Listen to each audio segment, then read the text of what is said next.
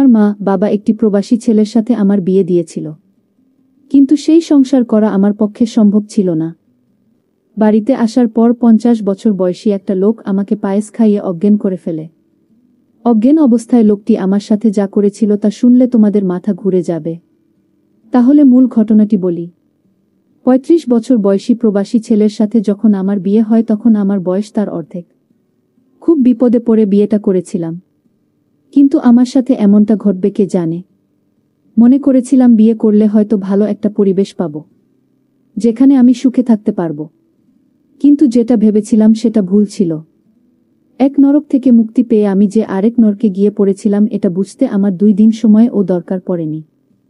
স্বামী নামের একটা কীটের হাতে এসে পড়েছিলাম আমি। জানি না কোনো স্বামী তার সদ্য বিয়ে করা বুকে সবসময় গালিগালাজ করে, কিন্তু সেদিন কোনো অপরাধ না করেও আমাকে প্রচুর বকা শুনতে হয়েছিল। 20 দিনের ভয়াবহ দিন কাটানোর পর আমার স্বামী যখন বিদেশ চলে গেল তখন একটা দীর্ঘ স্বস্তির নিঃশ্বাস ফেলেছিলাম এই ভেবে যে অন্তত কারো বকা আর মায়ের খাওয়া লাগবে না। কিন্তু আমার ভাগ্য যে আমার জন্মের পর থেকেই আমার বিপক্ষে সেটা আমার মনে ছিল না। উনি যাওয়ার পর থেকেই আমার দেবর আর আমার নন্দের বড় ছেলে আমাকে খারাপ নজরে দেখতা। আমি বুঝতে পারছিলাম নন্দের ছেলে আমার সাথে কি করতে চায়। আমাকে প্রতিদিন বিভিন্ন বাজে কথা বলতো। আমার শাশুড়িকে জানালাম বিষয়টা, কিন্তু ওই যে রসুনের প্রত্যেকটার মুখ এক জায়গাতে থাকে, এরাও ঠিক তেমন। আমি অভিযোগ করার পর থেকে আমার উপর অসম্মানের মাত্রা বেড়ে গেল। সবচেয়ে বেশি আশ্চর্য হতাম যখন আমার নন্দের ছেলে আমার সাথে বাজে বকত। শাশুড়িকে জানানোর পর যখন কোনো কাজ হলো না সিদ্ধান্ত নিলাম আমার স্বামীকে বিষয়টা জানাবো, কিন্তু সেটাও হলো না। আমার ফোন কেড়ে নেওয়া হলো। আমাকে হুমকি দেয়া হলো যদি তার ছেলের কানে কিছু যায় আমার খবর খারাপ হবে। মুখ বুজে সহ্য করা ছাড়া আমার কোনো উপায় ছিল না। আমার জায়ের সাহায্য নিয়ে আমার স্বামীকে আমি সব জানালাম, কিন্তু তাতেও কোনো লাভ হলো না। উল্টো আমার স্বামী সুমন আমাকে দুশ্চরিত্রা বানালো, আর যত রকমের বাজে কথা আছে সব শুনিয়ে দিল আমাকে। সেদিন সারাদিন রাত আমি কান্না করেছিলাম। যে সংসারে স্বামীর কাছে বউয়ের কোনো মূল্য থাকে না সেই সংসারে থাকা আর না থাকা সমান।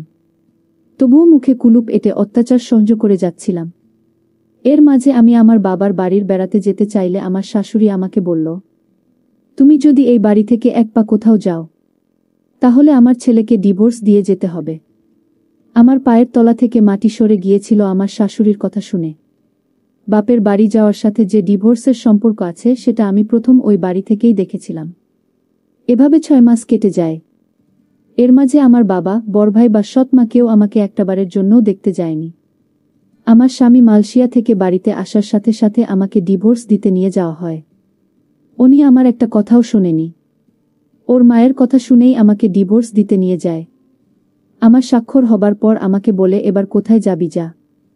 আমার মোবাইল, কিছু টাকা, গহনাসহ যাবতীয় কিছু রেখে দেয় ওরা।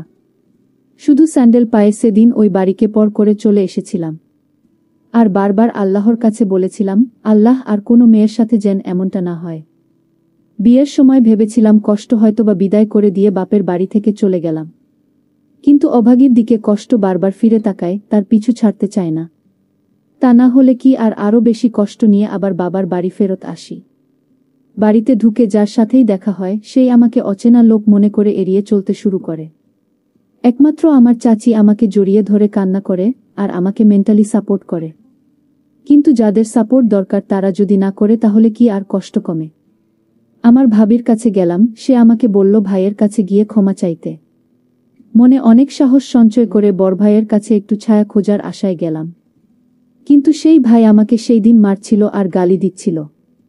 ভাবি গর্ভবতী ছিল, আমাকে ঠেকাতে গিয়ে সেও ভাইয়ের হাতে মার খেয়েছিল। ভাই শুধু বলতেছিল সব দোষ নাকি আমার, কিন্তু কেউ একটাবার বুঝতে চায় নাই যে আমার সংসার ভাঙাতে আমার কোনো দোষ নাই। আবার সেই উঠতে বসতে সৎ মায়ের খোঁচা, ভাইয়ের দুর্ব্যবহার, আব্বার মুখ গোমরা করে থাকা, মোটের উপর সবকিছুকে জাহান্নামের আগুনের মতো মনে হচ্ছিল। আমি যদি 2 দিন না খেয়েও থাকতাম কেউ এসে খাইয়ে দিয়ে যাওয়া তো দূরের কথা, এসে জিজ্ঞাসাও করতো না আমি খেয়েছি কিনা। শুধু আমার ছোট চাচি এসে আমাকে খাইয়ে দিয়ে যেত। তবুও সবসময় আসতে পারত না, আর ভাবি ভাইয়ের কথার বাইরে আসতে পারত না। সিদ্ধান্ত নিলাম বাড়ি থেকে দূরে কোথাও চলে যাব, যেখানে আমার কেউ নেই, পরিচিত কেউ নেই।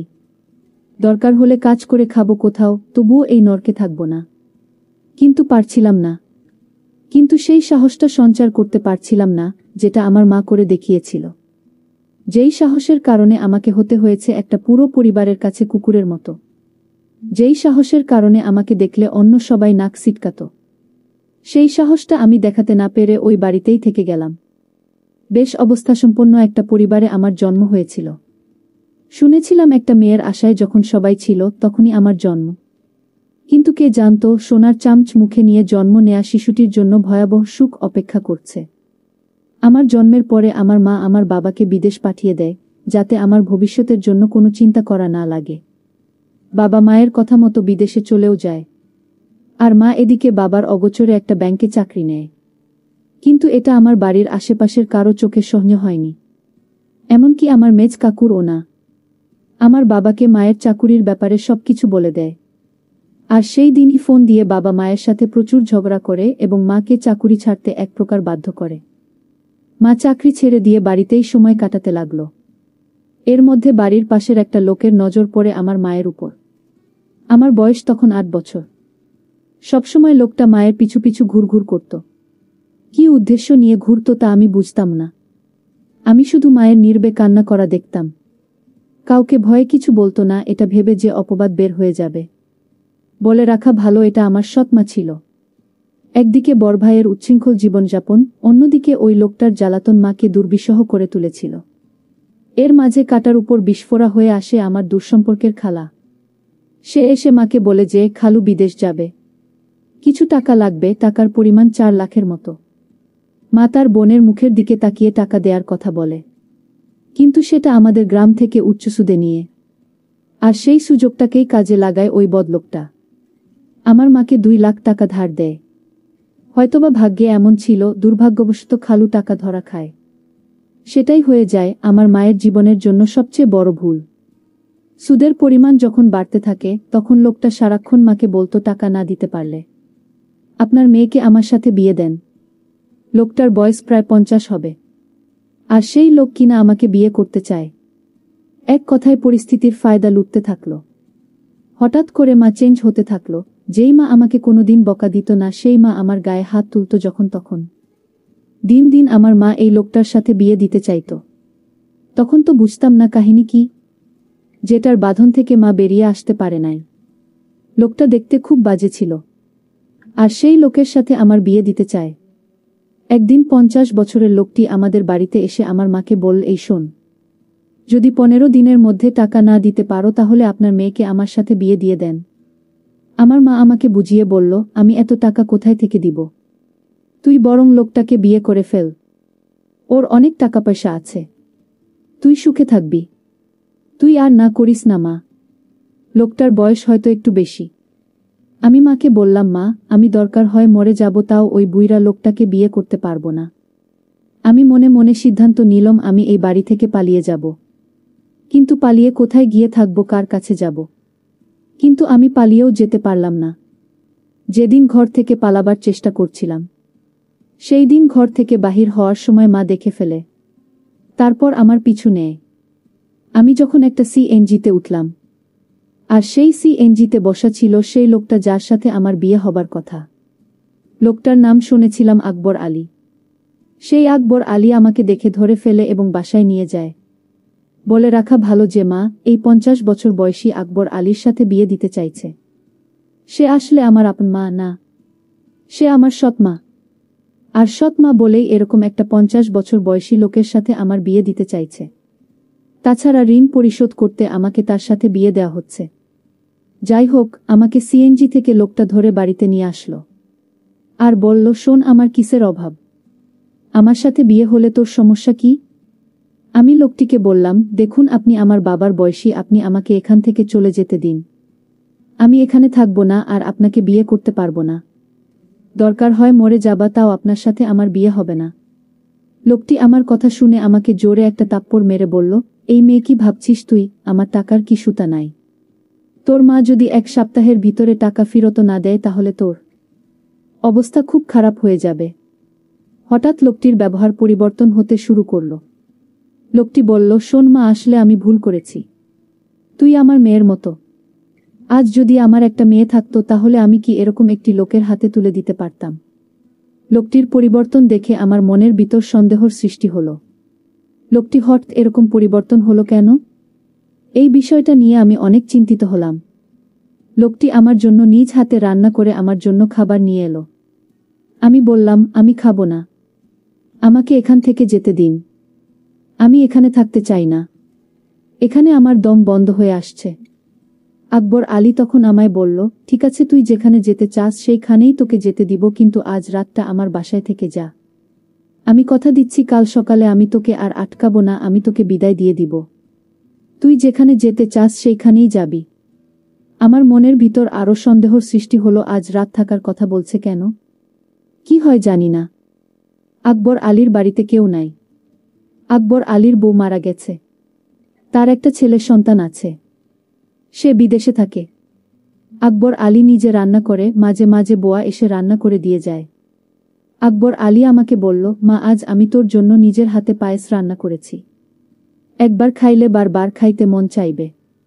আকবর আলীর কথা শুনে আমি কিছুটা অবাক হলাম। যেই লোকটা শোধ খায়, আর সেই লোকটা আমাকে এভাবে নিজ হাতে রান্না করে খাওয়ানোর পিছনে অবশ্যই কোনো কারণ আছে। আকবর আলী আমার জন্য পায়েস নিয়ে এসেছে আর বলছে, নে মা, খেয়ে চুপচাপ ঘুমিয়ে পড়।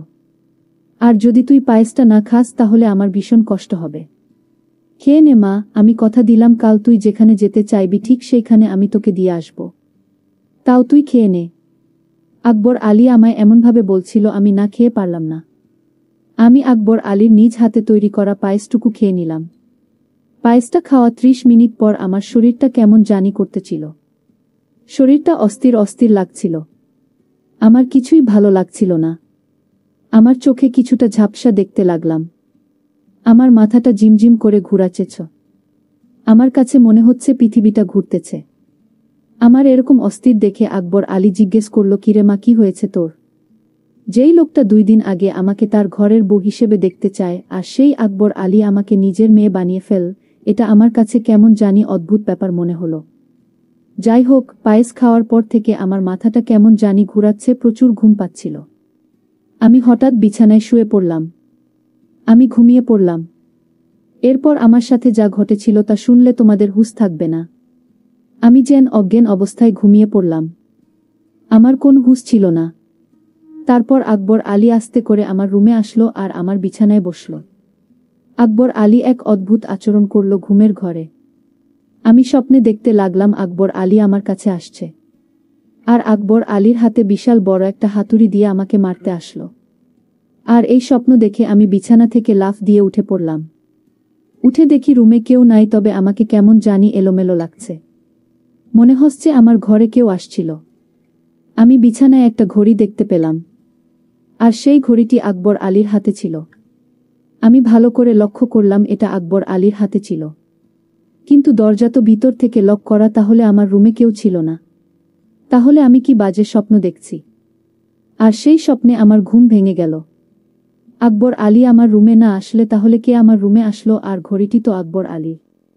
তাহলে আকবর আলী কি আমার রুমে এসেছিল? আমি রুম থেকে বের হয়ে দেখলাম আকবর আলী নামাজ পড়তে লাগল। আমি আকবর আলীকে দেখি ভীষণ অবাক হলাম। আমি দাঁড়িয়ে থেকে তার নামাজ দেখলাম। নামাজ শেষে হলে আমি তার কাছে গেলাম এবং বললাম, দেখুন, আজ রাতে আমার রুমে কে আসছিল আমি বুঝতে পারছি না। তারপর আকবর আলী বলল, আরে বোকা মেয়ে, তোমার রুমে আবার কে আসবে? তুমি হয়তো দুঃস্বপ্ন দেখছ। তাহলে আমার বিছানায় আপনার ঘড়ি কি করে এলো? কই, ঘড়ি তো আমার হাতে, তাহলে এটা কার ঘড়ি? ও বুঝেছি মা, আমার ছেলে 2টা একরকম ঘড়ি নিয়ে আসছিল বিদেশ থেকে। আর তুমি যে রুমে থেকেছ সেই রুমে আমার ছেলে থাকতো, সে হয়তো ভুল করে ঘড়িটা ফেলে রেখে চলে গেল। আচ্ছা মা, আমি তোমার জন্য একজন পাত্র ঠিক করেছি।